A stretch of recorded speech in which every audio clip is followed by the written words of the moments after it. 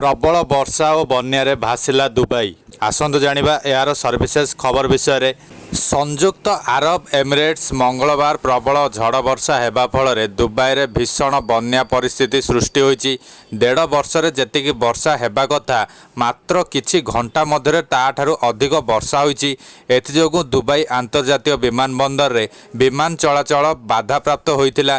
Dubai बन्या स्थिति पई 28टी भारतीय विमान उड़ान रद्द होईची। विमान बंदर रे बहु परिवार फसी रहिचंती। पाणीपाग विज्ञान रिपोर्ट अनुसार सोमवार विलंबित राति रे दुबई रे पाखापाखि 20 मिलीमीटर वर्षा होइथिबा बेले मंगलवार सकाळ 9टा बेलकु झड़ तोफान सहित वर्षा वृद्धि पाइथिला। दिन शेष बेलकु सहर रे 142 मिलीमीटर तथा 5.59 इंच रु अधिक वर्षा रेकर्ड करा जायथिला।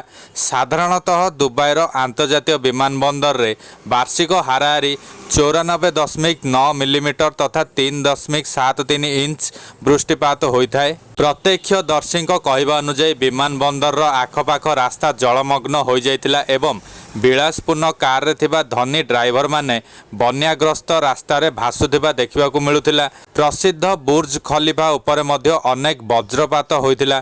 सहरर चालक विहीन मेट्रो व्यवस्था बाधाप्राप्त होइतिबा बेले अनेक स्टेशन रे बन्या परिस्थिति सृष्टि होइतिबारु दैनिक यातायात प्रभावित होइतिबा सूचना मिलिछि।